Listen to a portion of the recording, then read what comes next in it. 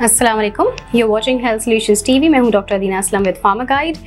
Today 17 May that is observed as world hypertension day, यानी hypertension से related जो भी अवेयरनेस है वो इस दिन पे दी जाती है। हाइपरटेंशन होता क्या है? हाइपरटेंशन सिंपली व्हेन आपका ब्लड प्रेशर जो होता है वो आपका नॉर्मल रेंज से हाई होता है। ब्लड प्रेशर क्या होता है? ब्लड प्रेशर ये होता है कि whenever your heart is pumping blood, जब आपका हार्ट जो है वो आर्टरीज में ब्लड पंप कर रहा होता है तो आर्टरीज की जो वॉल्स होती हैं उस पर एक प्रेशर, एक फोर्स पड़ता है जिसको ब्लड प्रेशर कहा जाता है। Whenever your blood pressure is high, यानी कि उनका जो आपके ब्लड का जो फोर्स जो आर्टरीज की वॉल पे पड़ रहा है वो नॉर्मल से हाई है। जो नॉर्मल रेंज होती है दैट इज़ 120/80 या उससे बिलो, और अगर इससे ज़्यादा होता है अराउंड 130/90 होता है तो that is considered as high blood pressure. So that is what high blood pressure is. इसके बहुत सारे जो है रीजंस हो सकते हैं, बहुत सारे जो है वो कॉजेज़ हो सकते हैं। आइदर ये एक इटसेल्फ इज़ अ डिजीज़ या ये किसी और डिजीज़ की वजह से भी हो सकता है, उस पर भी बात करते हैं। अगर हम बात करें, अगर आपको हम बताएंगे क्या, एक तो हाइपरटेंशन जो है वो डिफरेंट स्टेजेस में होता है। पहले जो नॉर्मल होता है वो आपका under 130/80 millimetre mercury normal consider किया जाता है। 130 to 139 सिस्टोलिक और 80 to 89 मिलीमीटर मर्क्यूरी डायस्टोलिक होता है, तो दैट इज स्टेज 1 हाइपरटेंशन, जो कि माइल्ड होता है। जो 2 होता है जिसको मॉडरेट कहते हैं, दैट इज़ 140/90 मिलीमीटर मर्क्यूरी या उससे हायर।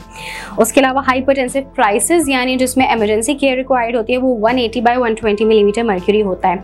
यहाँ बात करते हैं कि सिस्टोलिक और डायस्टोलिक जो है ब्लड प्रेशर क्या होता है। जब भी हम ब्लड प्रेशर मेजर करते हैं तो उसमें 2 न्यूमेरिक्स होते हैं, 2 डिजिट्स होते हैं, एक ऊपर का होता है, एक नीचे का होता है।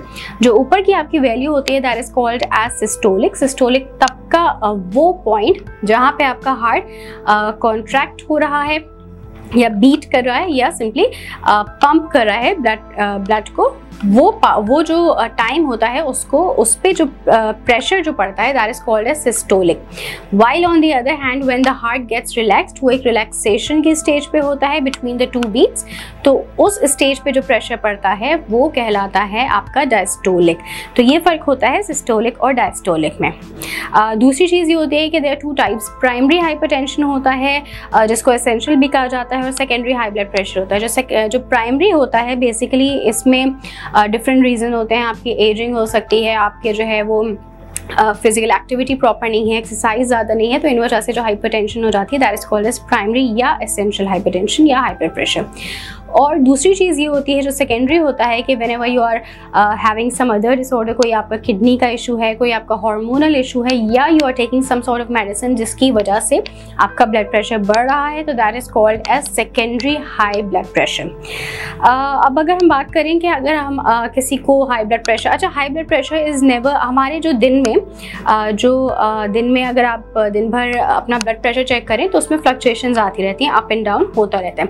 बट अगर कंसिस्टेंटली वो एक रेंज में, एक अपर रेंज में आता है तो उसको फिर हम हाई ब्लड प्रेशर कंसिडर करते हैं। सिर्फ एक बार की मेजरमेंट से उसको डिटेक्ट या डायग्नोज नहीं किया जाता। अगर हम इसको जो है वो अनट्रीटेड छोड़ दें तो क्या हो सकता है, there could be several cardiovascular disorders. Stroke हो सकता है, हार्ट अटैक्स जो है वो हो सकते हैं, पेरिफेरल वैस्कुलर डिजीज़ हो सकती हैं, किडनी डिजीज़ या इवन किडनी फेलियर भी हो सकता है। प्रेगनेंसी में कॉम्प्लिकेशंस आ सकती हैं, आई डैमेज हो सकता है, वैस्कुलर डेमेटाइसिस डिमेंशिया हो सकता है, वैस्कुलर डिमेंशिया हो सकता है। So these are certain few of the diseases जो अगर आपकी हाइपरटेंशन को ट्रीट ना किया जाए तो उसकी वजह से हो सकती हैं। उसके बाद जैसे मैंने कहा कि कुछ कॉम्प्लिकेशंस हो सकती हैं प्रेगनेंसी में, वो क्या होती हैं? क्रॉनिक हाइपरटेंशन जो होता है वो होता है डिफरेंट टाइप्स में आपको बता रही हूँ। जो क्रॉनिक हाइपरटेंशन होता है वो होता है कि जो आपका हाइपरटेंशन बिफोर प्रेगनेंसी अकर करता है। उसके बाद गेस्टेशनल जो होता है वो आपका जो लेटर पार्ट ऑफ प्रेगनेंसी में होता है। प्रीक्लेम्सिया होता है जो एक बहुत डेंजरस कंडीशन हो जाती है जिसमें स्वेलिंग होती है, ये आपके बहुत सारे बॉडी ऑर्गन्स को अफेक्ट करता है और उसमें सीजर्स जो हैं वो भी देखे जा सकते हैं। उसके बाद बात करते हैं कि रिस्क फैक्टर्स क्या होते हैं हाई ब्लड प्रेशर के। If you have any family member, if it is running in your family, तो definitely there is a chance कि you are also going to have it. उसके बाद कोई आपको दूसरी कार्डियोवैस्कुलर, सिर्फ हाई ब्लड प्रेशर ही नहीं, अगर कोई और सी कार्डियोवैस्कुलर डिसऑर्डर है, डायबिटीज़ है, तो भी देयर आर चांसेस कि the person might get hypertensive. कोई ओल्डर है, 55 ऑफ ईयर्स एज से, ओवरवेट है, does not exercise enough, high salt का कंजम्पशन होता है, हाई सोडियम ली जाती है डाइट में, स्मोक करते हैं, टोबैको यूज़ करते हैं, हैवी ड्रिंकर है, more than 2 drinks in a day जो है वो भी इनफ होता है to lead to this hypertension. तो उसके अलावा अगर हम बात करें कि if you have hypertension, if you are a patient, then what should you do. एक तो प्रॉपर आपको इसके लिए कंसल्टेंसी चाहिए होती है, प्रॉपर एक ट्रीटमेंट चाहिए होती है। You need to check your blood pressure regularly at home, especially अगर आपका यूजुअली बढ़ा रहता है ज़्यादा, तो आप अपने पास घर पे एक ब्लड प्रेशर मॉनिटर ज़रूर रखा करें और रेगुलरली चेक करते रहा करें। उसके अलावा you need to take healthy food जो कि डेफिनेटली सॉल्ट और फैट में लो हो। You need to have control over your body weight, अपना वेट को कंट्रोल करना बहुत ज़रूरी होता है। हेल्थ सॉल्यूशंस ऐप अपने फ़ोन में डाउनलोड रखें ताकि इमरजेंसी की सूरत में आपको बगैर डोनर के खून मिल सके। You need to limit all the things जिससे जो है बढ़ सकती है, अगर स्मोकिंग है, टोबैको है, अल्कोहल है, you need to limit those things. उसके अलावा you need to be, as I said, physically active, ज़्यादा एक्सरसाइज करना, वॉक करना बहुत ज़रूरी होता है। And you need to control your anger and you need to manage your stress as well. Stress जो है वो बहुत स्ट्रॉन्ग उसका होल्ड होता है आपकी हेल्थ पे। हेल्थ स्ट्रेस जो है उससे हाइपरटेंशन होना बहुत कॉमन होता है। उसके अलावा अगर डाइट की बात करें तो you need to take food that is low in fat, low in salt and calories, बहुत इंपॉर्टेंट है हाइपरटेंसिव पेशेंट्स के लिए। उसके अलावा जो स्पाइसेस लिए जाते हैं या फ्लेवर्स होते हैं या हर्ब्स होते हैं जो जिसमें सॉल्ट की मिकदार ज़्यादा होती है, उसको कम करना बहुत ज़रूरी होता है।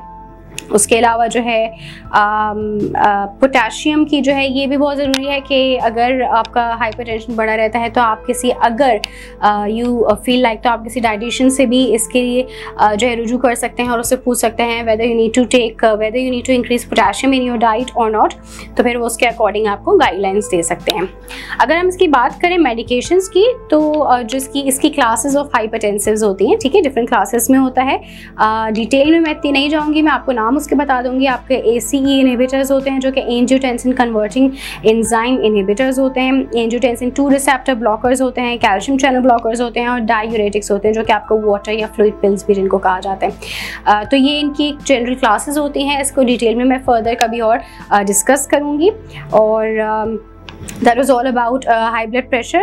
बस ये है कि you need to eat right, you need to stay healthy, you need to keep yourself active. ये सारी चीज़ें अगर आप करेंगे तो आप इसको avoid कर सकते हैं। And if you are a patient of hypertension, you need to consult doctor on regular basis. आप अपने डॉक्टर को ज़रूर दिखाते रहें और घर पे भी अपना ज़रूर चेकअप करते रहें ताकि खुदा न खास्ता ये फर्दर जो है इसमें कोई इशू ना आ जाए, क्योंकि इससे बहुत बड़े बड़े मसले हो सकते हैं late in life. It could get complicated. So that was all about it. इंशाल्लाह फिर हाजिर होंगे किसी नए टॉपिक के साथ। तब तक अपना ख्याल रखिएगा। अल्लाह हाफिज़।